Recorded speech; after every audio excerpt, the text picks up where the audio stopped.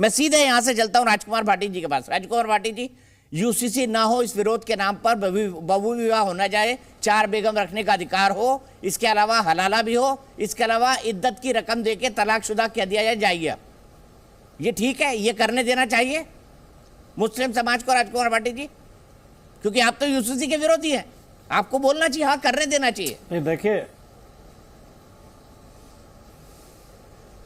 नहीं पहली बात तो आप हमारे बारे में राय खुद ना बनाएं, पहले हमारे विचार जान लें। मैं तो सवाल पूछ रहा हूं। किसने कह दिया कि हम यूसीसी के विरोधी हैं? तो आप समर्थन कर दीजिए। आपने कहा कि आप तो यूसीसी के विरोधी हैं। समाजवादी पार्टी ने यूसीसी का समर्थन किया। नहीं, वो तो मैं करूंगा ना दीपक जी, लेकिन आपने राय किस आधार पर बना ली? ये जो इस तरह का परसेप्शन परोसते हैं आप, अब फिर आप माफी चाहता हूँ, फिर व्यक्तिगत हो जाता है। ना, ये पत्रकारिता नहीं है, कुछ और कोई दिक्कत नहीं। हमें बोलना दो, नहीं हम बताएंगे, हम समर्थक विरोधी हैं, मैं ग्रहण कर लूंगा। हाँ, नहीं तो ऐसा मेरी सहन शक्ति बहुत है सर, ऐसा भाई।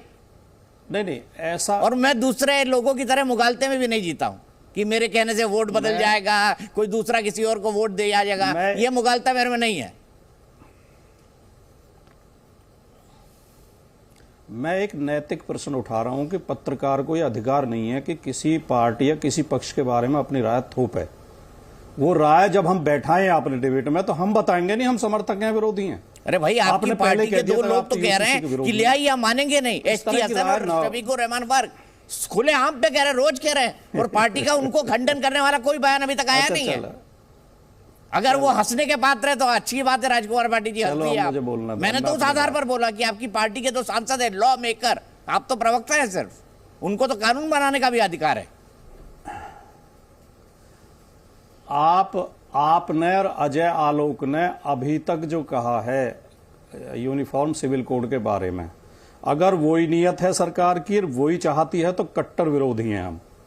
आपने कहा कि मुसलमानों के 4 विवाह पे रोक लगेगी और उस पे हलाला पे रोक लगेगी, यानी आप खुद ये कह रहे हैं कि यूसीसी यूनिफॉर्म सिविल कोड का मतलब केवल मुसलमानों पर निशाना है। नहीं, और अजय आलोक तो और एक कदम आगे बढ़ गए सर। वो कह रहे हैं कि बाप बेटे की सेवा करती है, बहू नहीं, आपने नहीं कहानी अभी तक, और मैं आपको बता रहा हूं, मैं वही कहना चाहता था। देखिए, ड्राफ्ट है उसमें बता रहा हूं, बहू अपने सास ससुर की सेवा करती है, अब दामाद को भी ये उसका आप बताओ, कम पूछो ज्यादा, सास ससुर की सेवा करे।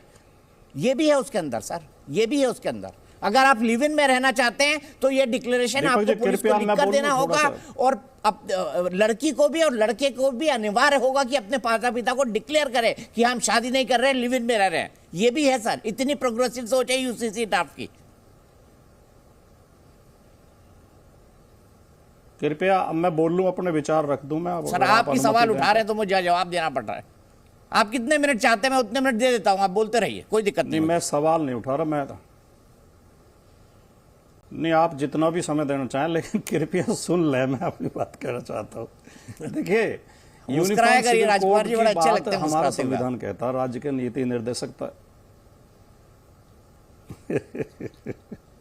राज्य के नीति निर्देशक तत्वों में संविधान में साफ लिखा हुआ है कि राज्य समान सिविल संहिता का प्रयास करेगा, समान सिविल संहिता लागू करने का, समान नागरिक संहिता लागू करने का प्रयास करेगा। और समानता की बात कोई भी करे वो अच्छा लगता है, और समाजवाद का तो मतलब ही है गैर बराबरी दूर करना। समाजवादी पार्टी चाहती है गैर बराबरी कम से कम हो, हर तरह की गैर बराबरी, कानून की गैर बराबरी भी, धन की गैर बराबरी भी, जाति की गैर बराबरी भी, धर्म की गैर बराबरी भी, भाषा की गैर बराबरी भी, स्त्री पुरुष की गैर बराबरी भी, सबकी, मजदूर और मालिक की गैर बराबरी भी। लेकिन जब यह पता चलता है, जैसा कि मैं कह रहा था कि अब तक जो आपने बोला मेरे बोलने से पहले, आपने और आलोक जी ने जो बोला केवल मुसलमानों पर निशाना रहा, और आलोक जी ने तो यह कह दिया कि इस कॉमन सिविल कोड से परिवारवाद खत्म हो जाएगा और भ्रष्टाचार खत्म हो जाएगा, क्योंकि हद है इनकी विद्वता की, कहां से पता नहीं इतनी ज्ञान लाते हैं। मतलब यूनिफॉर्म सिविल कोड से परिवारवाद, जैसे मोदी जी नोटबंदी से, भाई अगर दीपक जी इस तरह डिबेट चलेगी तो देखो हम तो बोल नहीं पाएंगे। आप जानबूझ के बीच में पंच करते हैं ताकि हम बोल ना पाए और हम सर मैं नहीं करता, सर मैं नहीं करता। अब मैं बोलूंगा नहीं, आप बोलिए आराम से बोलिए। बहुत विद्वान व्यक्ति हैं, आपको पता अच्छी तरह के कहां। हाँ, जैसे मोदी जी कहते थे नहीं कि नोटबंदी से आतंकवाद खत्म हो जाएगा, जिसकी कोई तुक नहीं किसी बात की, ऐसे ही अजय आलोक जी कह रहे हैं कि ये कॉमन सिविल कोड आएगा तो परिवारवाद खत्म हो जाएगा और भ्रष्टाचार खत्म हो जाएगा। देखिए, मैं बड़ी ईमानदारी से कहना चाहता हूं, अगर समानता के पीछे न्याय की इच्छा है तो उसका स्वागत है, सबको स्वागत करना चाहिए। और अगर उसके पीछे अन्याय करने का इरादा है, किसी को दबाने का, किसी को डराने का, किसी के सांस्कृतिक और धार्मिक कार्यों में हस्तक्षेप करने का इरादा, तो वो गलत है, वो इस देश के लिए खतरनाक है। मोदी जी अगर समानता चाहते हैं तो पहले हिंदू समाज की असमानता पे भी जोर ध्यान दे लें। हिंदू समाज में कितनी असमानता है सामाजिक रीति रिवाज में। अभी आपने सबने देखा है कि सारे मीडिया में खबर चल रही है, मेन मीडिया तो नहीं चलाएगा लेकिन सोशल मीडिया पे चल रही है कि हमारी राष्ट्रपति को उसमें मंदिर में, दिल्ली के मंदिर में अंदर नहीं घुसने दिया गया, बाहर ही वो बैरिकेड लगा के बाहर से ही दर्शन करा दिए जगन्नाथ भगवान के। इतनी असमानता इस देश में, इस समाज में है। और रोजाना खबरें आती हैं, कोई हर हफ्ता अखबार में कहीं ना कहीं खबर आती है कि दलित को मूछ रखने पे पीट दिया गया, घोड़े पे बैठ गया उसकी हत्या कर दी, मंदिर में प्रवेश करा उसे मारा गया, दूल्हे को घोड़ी पर नहीं बैठने दिया गया। क्या मोदी जी ने और मोदी जी की पार्टी ने एक बार भी बोला है, आवाज उठाई है अगर ये सब करना है तो ये भी खत्म होगा? क्यों होता है? दूसरे कानूनों में भी इतनी विभिन्नता है, कानूनों में भी इतनी विभिन्नता है कि गोवा में ये कानून है कि अगर ये भी खत्म होगा। 25 साल की आयु तक, 25 वर्ष की आयु में हिंदू महिला को पुत्र ना हो, बेटा ना हो, तो उसके पति को दूसरी शादी करने का अधिकार है। गोवा में कानून है। गोवा में गोमांस खाने पे भी छूट है, वहां रोक नहीं है, गोहत्या कानून भी नहीं है। जब उसमें मेघालय में चुनाव हो रहे थे तो भारतीय जनता पार्टी के नेता मंच से ऐलान कर रहे थे कि हमारी सरकार बनेगी तो हम सस्ता गोमांस उपलब्ध कराएंगे। इन असमानताओं पर कौन बात करेगा? और आखिरी बात मैं कह रहा हूं, ये देश जो है विभिन्न धर्म, संस्कृति, वेशभूषा, रीति रिवाज, ये एक भिन्न भिन्न फूलों का गुलदस्ता है। ये भारतीय जनता पार्टी के लोग इसे एक रंगा बनाना चाहते हैं, एक रंग के फूल हों, केवल हमारी मर्जी का रंग होगा और एक ही रंग के सारे फूल होंगे। तो ये बाग की खूबसूरती बढ़ाने का प्रयास है या उसकी खूबसूरती नष्ट करने का प्रयास है?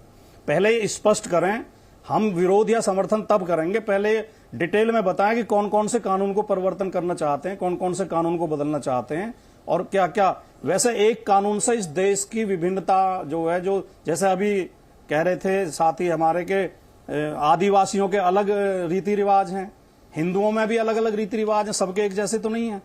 तो एक जैसा तो संभव ही नहीं है, ठीक है। और एक जैसा बनाने के लिए क्या, जो कुछ बड़े हैं कुछ छोटे हैं, तो छोटों को ऊंचा किया जाएगा, बड़े जो हैं उन्हें काटा जाएगा ऊपर से? एक समान कैसे होंगे? लेते हैं अजय जी से। अजय जी कैसे करेंगे बताइए? बड़ों को लंबा, छोटों को लंबा करेंगे या बड़ों को काटेंगे? पहली बात है, ना हम काटेंगे, ना हम छोटा करेंगे, ना हम बड़ा करेंगे। बात यहाँ यूनिफॉर्म सिविल कोड यानी समानता कानून की हो रही है, जो हमारे संविधान का हिस्सा है। और इसमें सिर्फ मुसलमान नहीं आते हैं भाटी जी, इसमें हिंदू भी आते हैं।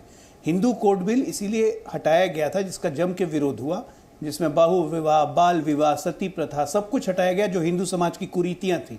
अगर किसी समाज की कुरीति हो, चाहे वो हिंदू समाज की हो, चाहे मुसलमान समाज की हो, चाहे सिख समाज की हो, जैन समाज की हो, अगर कोई कुरीति है, अगर उसको हटाने के लिए एक देश के हिसाब से एक कानून अगर आ रहा है, दिक्कत क्या है? मैंने कहा ना, दिक्कत उनको है जो यूनिफॉर्म कॉमन कोड में रहते हैं, जैसे आप लोग को ये दिक्कत है कि उसका आपको लगता है इससे मुस्लिम तुष्टीकरण हमारा कम हो जाएगा, इसलिए आप विरोध कर रहे हैं। ऐसा थोड़ी ना कि यूनिफॉर्म सिविल कोड आ जाएगा तो वो हिंदू पर लागू नहीं होगा, वो तो हिंदुओं पर भी लागू होगा। कोई हिंदू लड़का फिर 2 शादी 3 शादी नहीं कर सकता है। आज तो कर लेते हैं हिंदू बहुत शादी, जगह शादी, 2 शादी, ये कानून उन पे भी लागू होगा। कोई अपनी बीवी को छोड़ नहीं पाएगा। तलाक के लिए समान कानून बनेंगे, कोर्ट से ही तलाक होगा। 3 तलाक देके कोई तलाक नहीं दे सकता है। एक मिनट सुनिए ना, मसौदा अभी पार्लियामेंट में जब आपके सामने आएगा उस पर विरोध कीजिएगा, अगर कोई विरोध करने लायक बात हो तो। अभी एक सैद्धांतिक सहमति है कि यूनिफॉर्म सिविल कोड जो हमारे संविधान के आर्टिकल 44 का हिस्सा है उसको हम लागू करेंगे। उसमें 4-5 पैरामीटर्स हैं, वो जितनी बात आपने कही वो 5 पैरामीटर्स में से नहीं आते हैं। इसीलिए बिना मतलब में एक माहौल बनाने की कोशिश मत कीजिए। मैं ये कहूँगा, ये माहौल फिर आपका मुस्लिम तुष्टीकरण की तरफ आपका झुकाव कितना भयानक है वो दिखाता है। हाँ, ये कॉमन कोड हम लोग को खत्म करना है। ये जो तुष्टीकरण, करप्शन और परिवारवाद, ये खत्म करना है और लाना है यूनिफॉर्म सिविल कोड। जी न्यूज़।